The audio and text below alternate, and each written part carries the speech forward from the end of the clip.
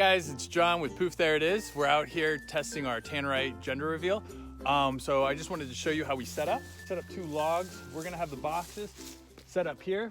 So we're gonna just make sure that our rifles zeroed in properly before we get going.